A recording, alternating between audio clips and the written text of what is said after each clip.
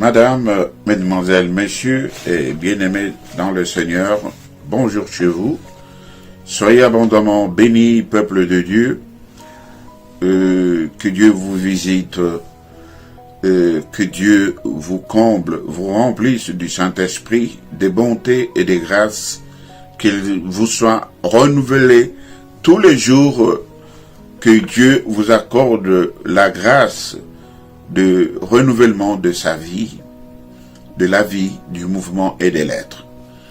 Soyez richement bénis, reconfortés dans votre foi et attachez-vous à Dieu, aimez Dieu, servez Dieu, craignez Dieu et soyez abondamment bénis dans vos attentes, dans vos prières, que l'exaucement soit votre partage et que Dieu vous donne la disponibilité de temps, de cœur, pour pouvoir accepter que nous passions encore ensemble ce moment de l'étude biblique comme nous avons l'habitude à 16 heures toutes les semaines.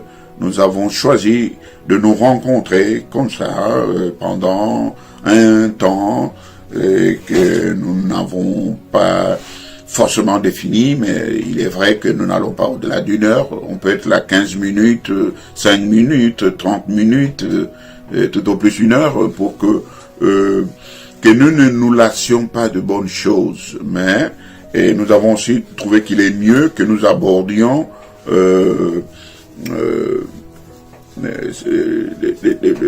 des titres ou des chapitres spécifiques, des choses qui font partie de notre vie chrétienne au quotidien. Et là, nous sommes sur un chapitre où nous nous trouvons au sein de l'église locale. Nous sommes maintenant convertis, nous sommes dans l'église, nous sommes en train de grandir dans l'église. Nous avons vu le salut, nous avons vu le péché, nous avons vu les ministres de Dieu, les services de Dieu, nous avons vu le Saint-Esprit, nous avons vu les dons du Saint-Esprit, nous avons vu plusieurs chapitres. Et maintenant, le Seigneur permet que nous puissions croître, que nous puissions grandir dans sa présence, dans sa maison, et aussi consolider nos rapports vis-à-vis de lui et vis-à-vis de nos prochains. C'est pour cela que le Seigneur permet que nous puissions tous les jours faire l'étude des Écritures en bons disciples. Christ étant notre maître, nous sommes basés sur le fondement des apôtres et des prophètes. Et là, nous sommes là encore aujourd'hui.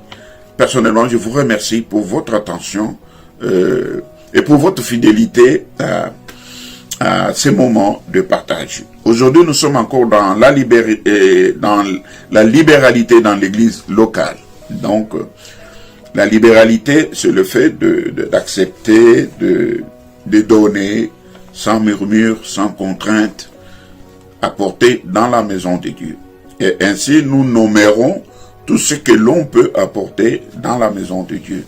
Aujourd'hui, nous parlons des dîmes. Hier, nous avons parlé des prémices. Nous allons aller ainsi jusqu'à arriver aux offrandes, toutes sortes d'offrandes, les différentes sortes d'offrandes, les actes de foi, les actions de grâce. Nous verrons tout cela, pourquoi nous devons le donner et à quoi cela devrait-il servir. Nous allons progressivement voir cela. Et ainsi, nous commencerons notre première lecture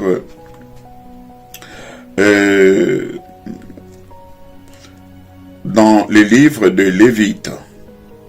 Nous lirons les versets 30 et 32. Lévite 27, si vous voulez. Lévite, chapitre 27.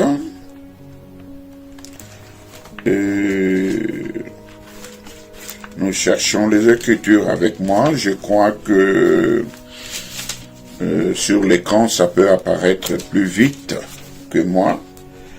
Parce que ça, c'est la rapidité de la technologie.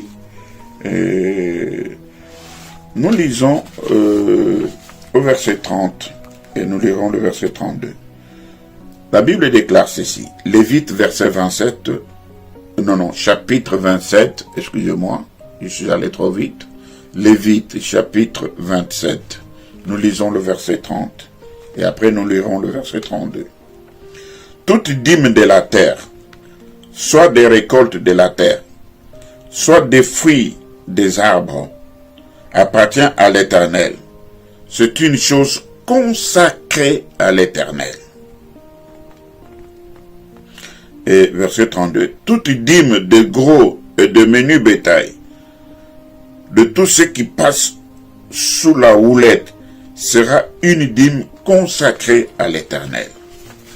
Bien-aimés, là, il s'agit du 10e, c'est-à-dire de la 10e partie de tout ce que l'on reçoit.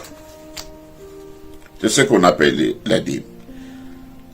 De tout ce que l'on peut posséder en salaire, de tout ce qu'on peut avoir comme gage, de tout ce qu'on peut avoir comme gain, de tout ce qu'on peut avoir comme revenu, de tout ce que l'on peut posséder ou avoir comme héritage, de tout produit, de tout fruit, de toute somme que l'on peut avoir des ventes, de tout ce que l'on peut avoir des récoltes.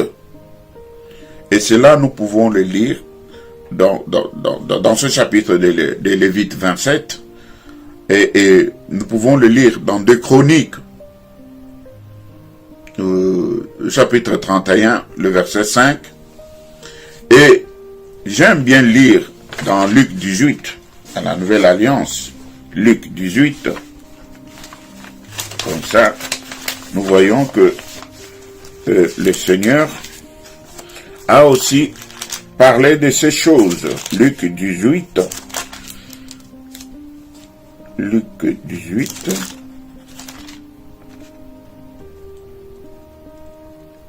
verset 12.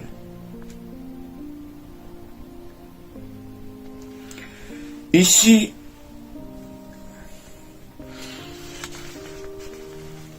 nous sommes devant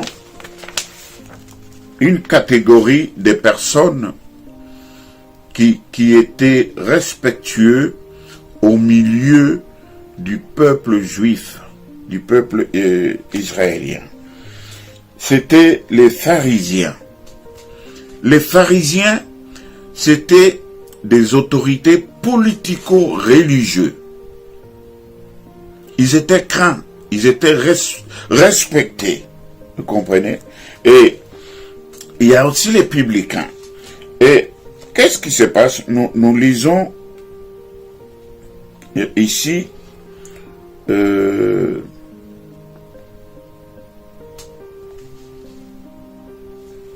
au verset, j'ai dit de Luc 18, chapitre 12, il dit ceci. Ici, puisqu'il était question des pharisiens, des publicains, le pharisien debout au verset 11 priait ainsi en lui-même. Ô Dieu, je te rends grâce de ce que je ne suis pas comme le reste des hommes qui sont ravisseurs, injustes, adultères, ou même comme ce publicain. Et il dit ceci, je jeûne 2 fois la semaine, je donne la dîme de tous mes revenus.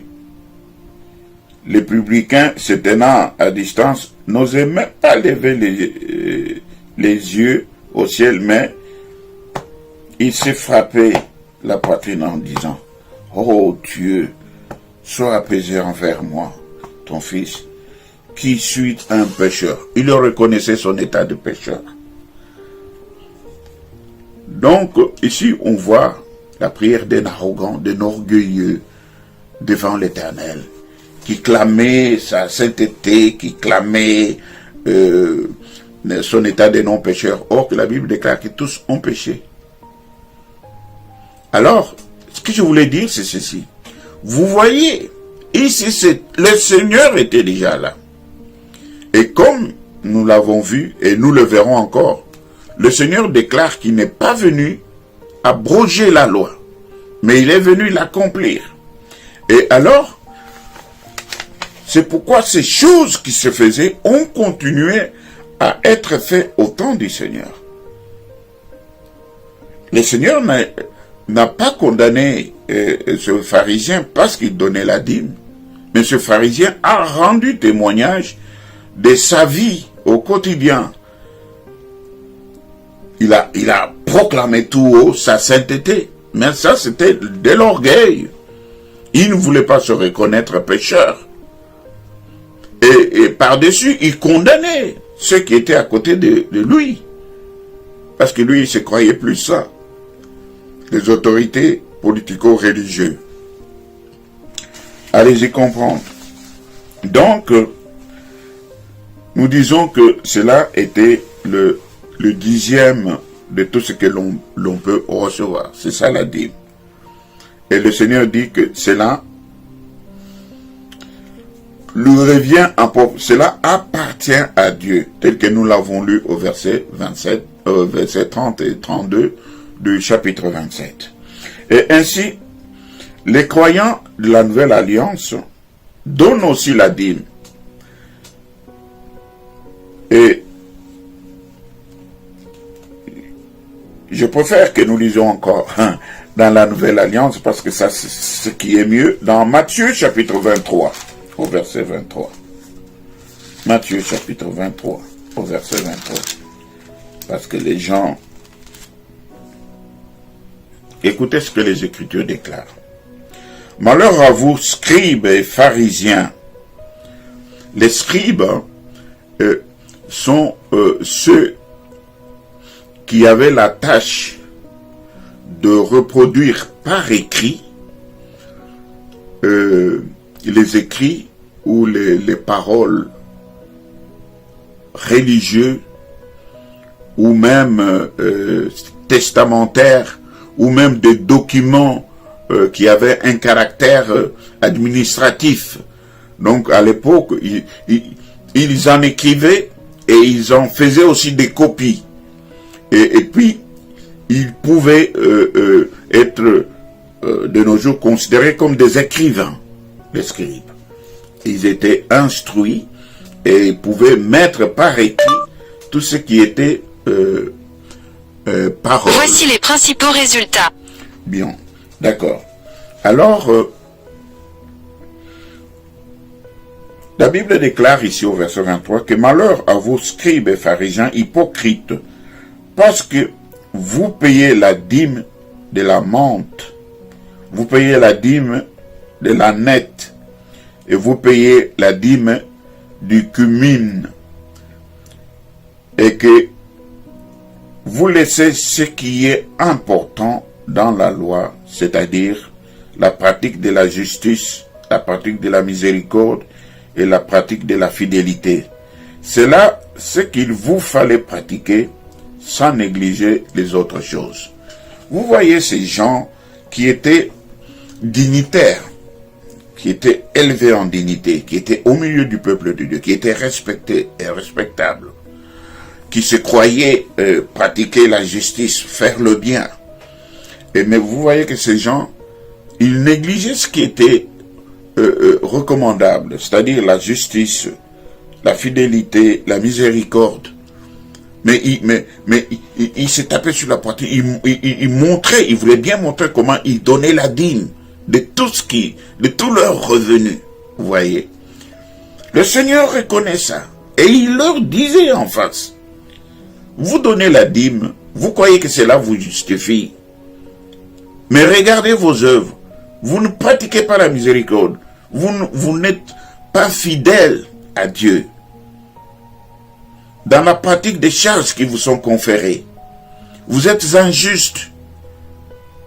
Vous avez des partis pris. Vous favorisez les uns, vous défavorisez les autres. Vous n'êtes pas juste. Vous ne connaissez pas la miséricorde. Vous êtes dur dans la pratique de vos tâches respectives. Autorité politico-religieuse. Et même dans le domaine de la justice. Et c'est ainsi que vous voyez ces personnes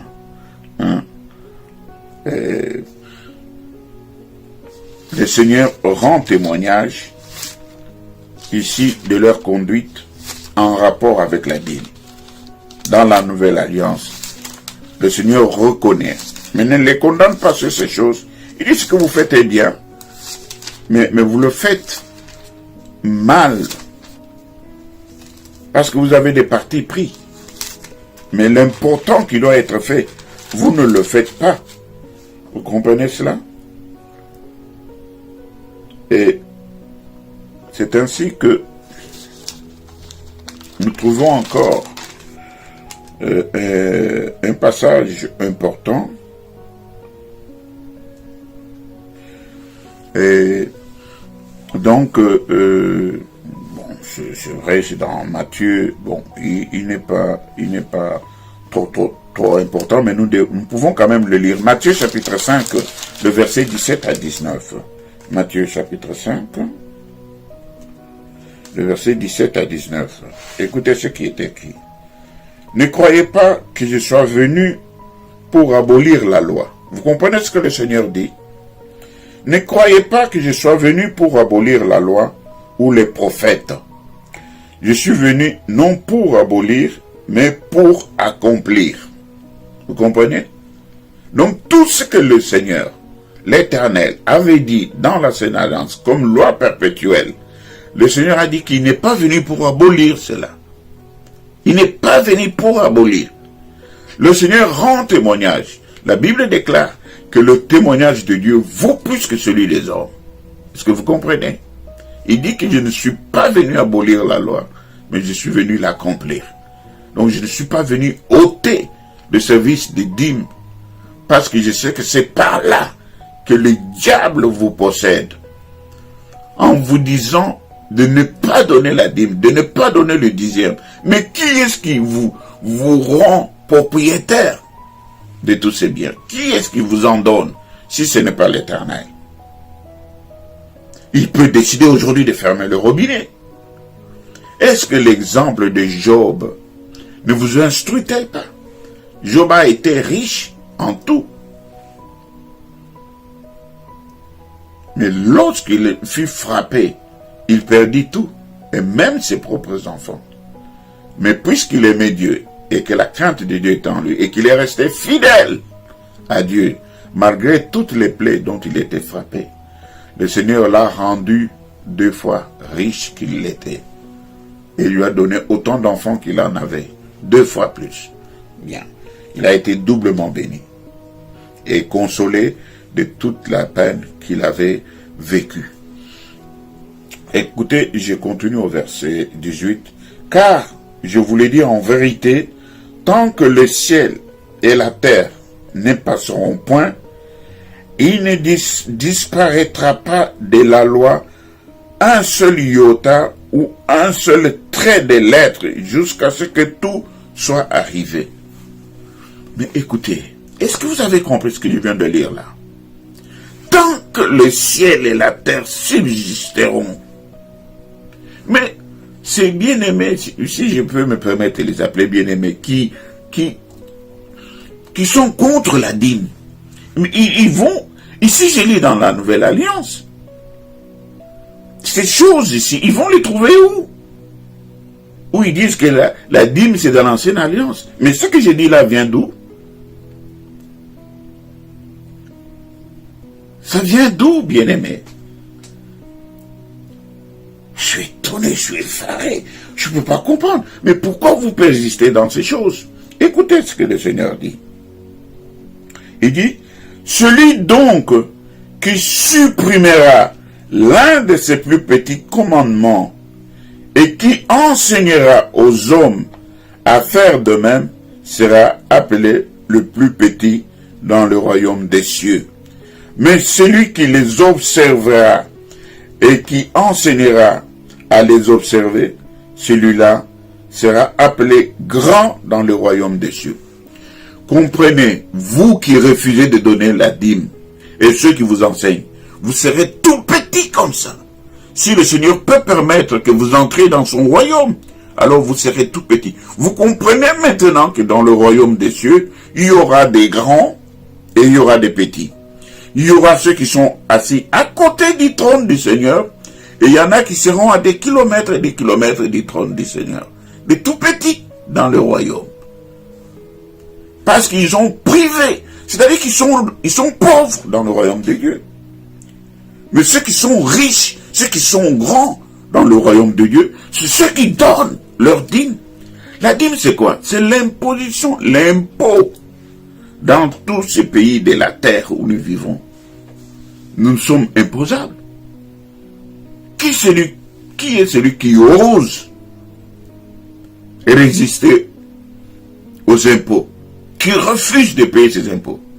Il se verra retiré, dépossédé de tous ses biens. Parce que le huissier va venir. Il prendra tout ce que vous avez à la maison. Il vous sortira même de la maison et vous serez un SDF. Parce que vous êtes redevable à l'État. Vous n'avez pas payé vos impôts.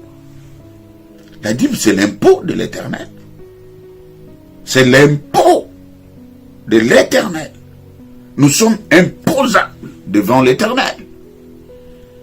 Si nous craignons, la Bible déclare, la nature ne vous enseigne-t-elle pas? Qui est celui qui s'échappe ou qui contourne l'impôt de nos jours ici? Qui? D'ailleurs, l'État la retire à la source. À la source. À la source. Ceux qui sont non imposables, c'est-à-dire qu'ils sont sans ressources, ils n'ont que le juste pour survivre. Survivre. Ce sont des gens qui n'ont même pas de projet d'avenir. Ils ne peuvent pas rêver s'acheter un véhicule, ils ne peuvent pas rêver s'acheter une maison, parce que tout ce qu'on leur donne, c'est juste pour survivre. Ils ne vivent pas à leur aisance, ils ne mangent pas à leur guise. Ils sont pleins d'allocations ils sont aidés. Ils sont pleins d'allocs pour pouvoir survivre. L'État leur vient en aide. Mais si vous travaillez, vous avez de ressources, vous êtes imposable devant l'État. Et tout celui qui refuse, l'État bloque à la source. Et la banque même va vous punir et vous mettre dans la catégorie des personnes d'interdiction bancaire. Donc il y a des sanctions qui s'en suivent. Vous comprenez cela? Je continue. Vous avez compris cette lecture. Donc, bien aimé, qu'on ne vous trompe pas. Et ceux qui vous enseignent ces choses sont en train de vous amener droit dans la petitesse dans le royaume de Dieu. Ils vous privent de la richesse. Ils vous privent de la prospérité. Regardez, moi je veux bien que vous me montrez cette personne qui refuse de donner la dîme, mais qui est épanouie. Selon la justice comme ça, s'ils ne touchent pas à d'autres choses.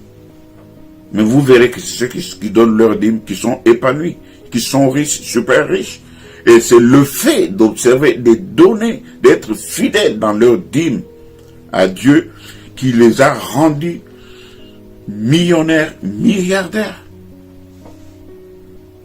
Si on compte parmi les enfants de Dieu millionnaires et milliardaires, ils vous diront c'est parce qu'ils sont et ils continuent toujours à être fidèles dans leur dîme. Il y en a même, au lieu de donner le 10%, ils donnent le 20%. Donc ils doublent. Donc ils endettent Dieu. Dieu aime beaucoup ça. Quand vous l'endettez, et lorsqu'il décide maintenant de vous rendre, c'est toujours au double. Pourquoi il dit au double, au centuple? Pourquoi? C'est-à-dire que vous plantez un seul grain, mais qui vous porte du fruit au centuple. Vous comprenez un peu la bonté de Dieu.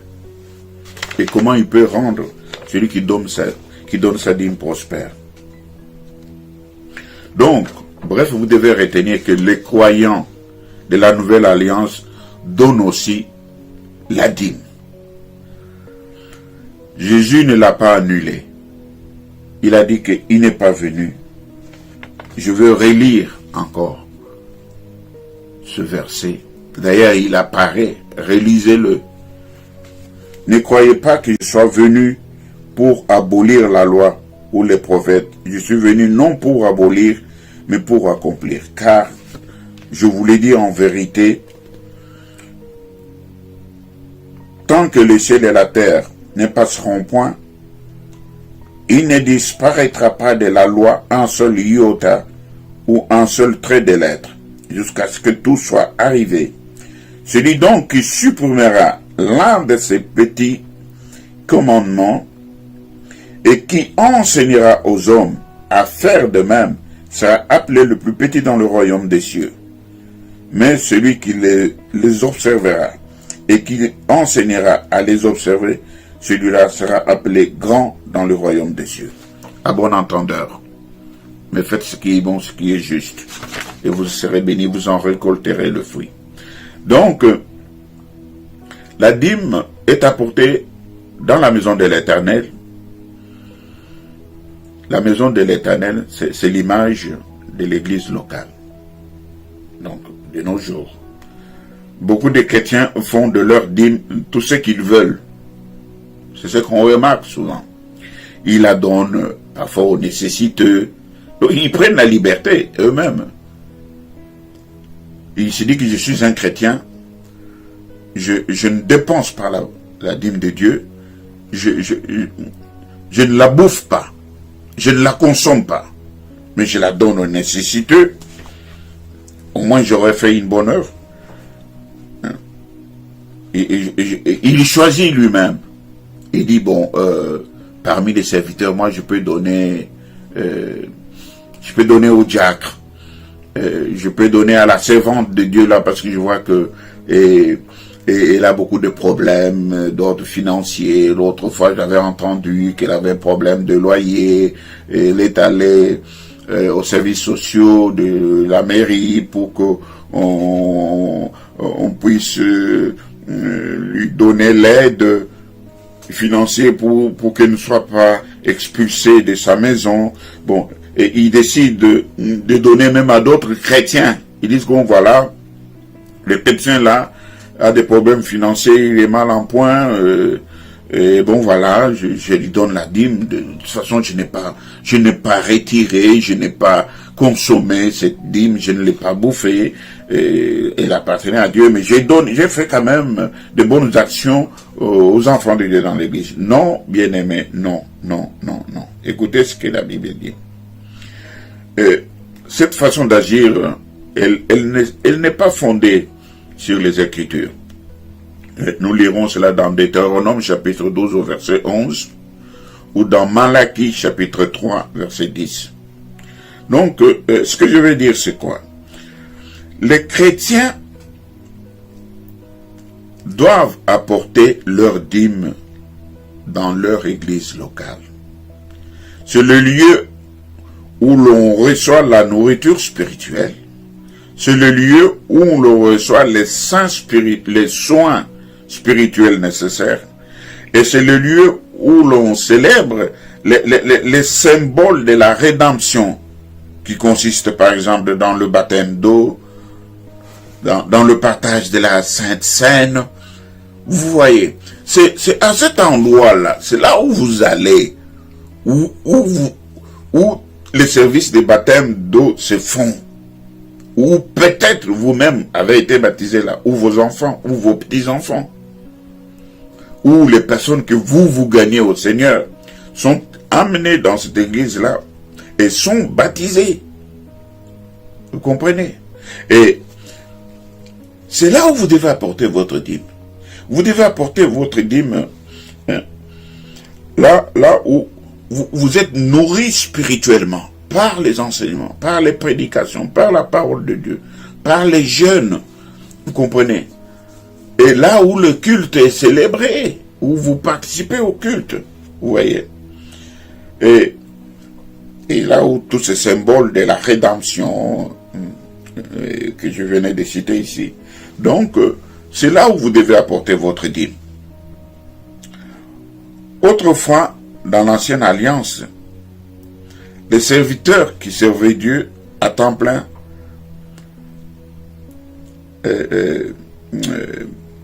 ça c'est dans la nouvelle alliance. Donc nous voyons que les dîmes servaient à soutenir les sacrificateurs. Ça c'est dans l'Ancienne Alliance. Donc les sacrificateurs, les Lévites, nous pouvons lire cela dans Nombre chapitre 28, versets 21 à 24. Nombre chapitre 28.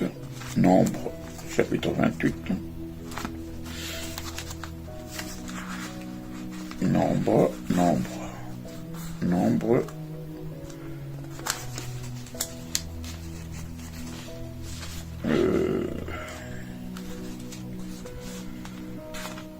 Allez, les nombres, je vous cherche. Venez vite à moi, chapitre 28.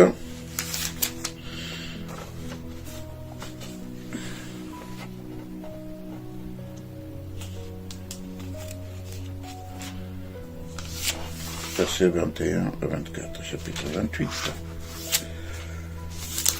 Ne vous en faites pas, j'ai trouvé les nombres. Je vais au chapitre 28. 27, 28. Qu'est-ce que la Bible déclare?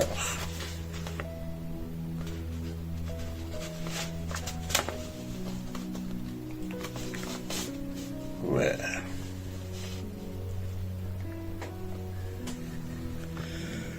Les dîmes, à propos des dîmes qui sont destinées aux sacrificateurs.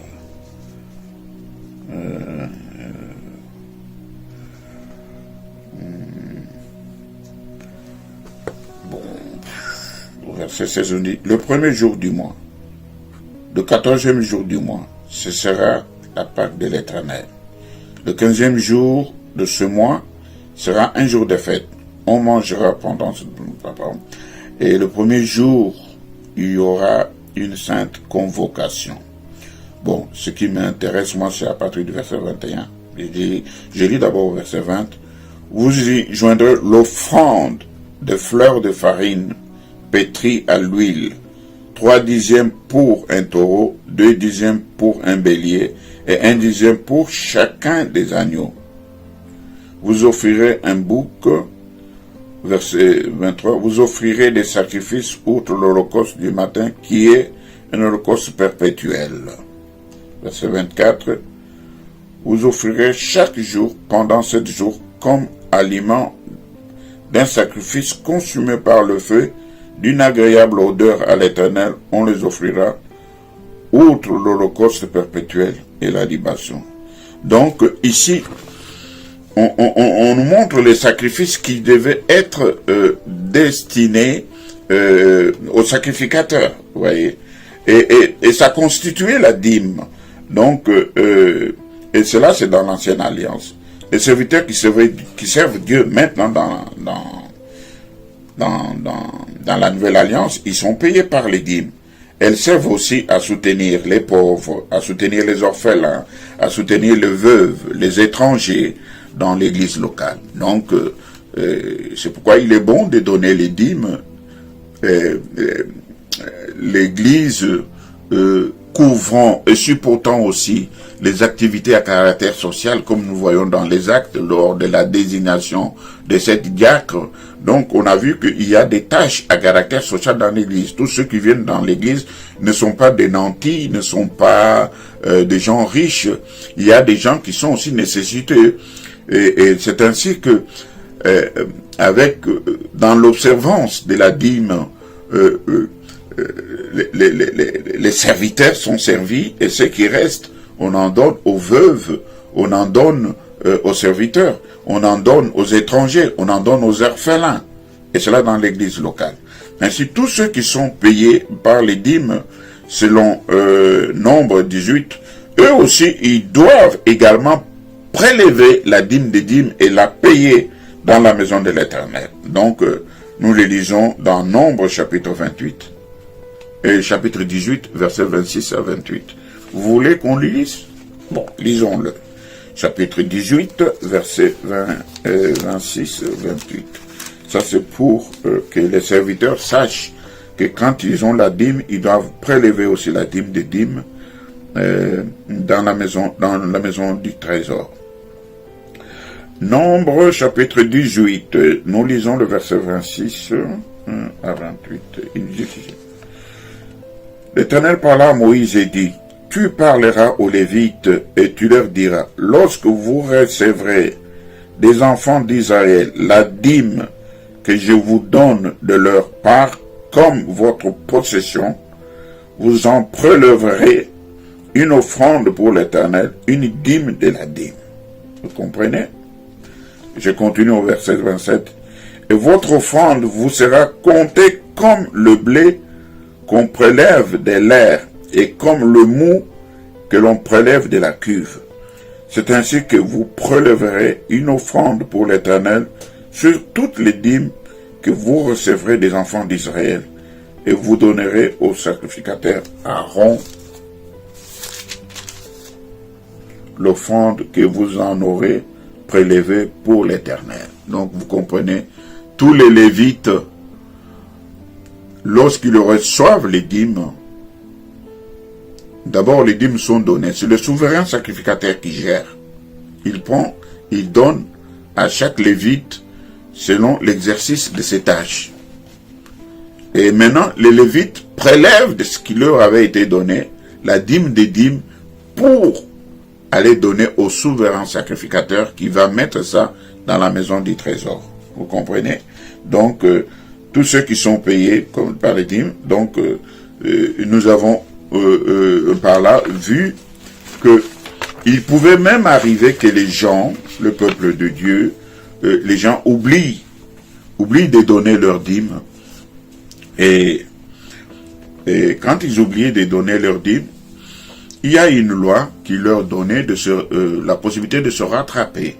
Et pour se rattraper, dans ce cas-là, et pour des raisons que l'on ignore, ou pour les unes ou les autres des raisons, nous avons, si par exemple, pour certaines raisons, nous n'avons pas donné notre dîme, et si par exemple elle s'élève à 50 €, nous serons redevables à l'Éternel de 1/5, c'est-à-dire, si nous, sur 50 €, le 1/5 de 50, c'est 10.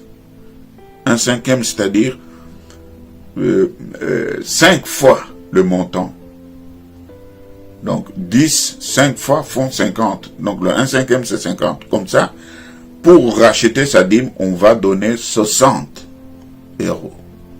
Si la dîme était à 50, le 1/5, c'est 5 fois le montant. Si c'est 100, 5 fois le 100 divisé par 5, c'est 20. Donc vous allez prendre 1/5. Donc ça va être 120. C'est un calcul simple. Donc vous prenez donc c'est un nombre entier multiplié par une fraction. Donc on prend le chiffre entier multiplié par comment dirais-je, le nombre 1 est divisé par 5. Et vous trouvez, c'est ce résultat-là que vous devez, quel que soit votre dîme, vous prenez le nombre de votre dîme, donc de votre salaire, de votre ressource, de votre dû, vous multipliez par 1, vous divisez par 5. Et le produit, le résultat que vous allez trouver, c'est ça que vous devez ajouter au nombre entier initial pour pouvoir donner comme rachat à votre dîme. Alors, bien-aimé, donner la dîme, c'est l'impôt de Dieu. Donnez la dîme, car ceux qui ne donnent pas la dîme sont bloqués complètement.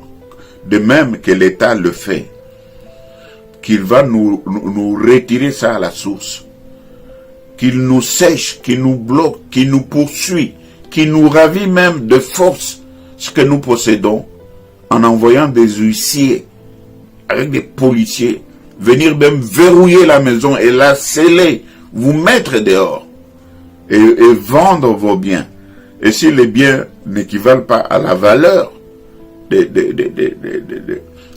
la dette que vous avez des impôts, vous restez redevable. Vous comprenez ça? Donc vous avez la dette. Donc vous êtes appelé surendetté. Vous comprenez? C'est pourquoi dans ce monde, actuellement, nous avons beaucoup de personnes surendettées qui sont poursuivies parce qu'ils ont volé la dîme. Et on peut lire des versets où Dieu dit que ceux qui ne donnent pas la dîme, ils volent la dîme. Bien. Et je ne veux pas vous qualifier de voleurs, mais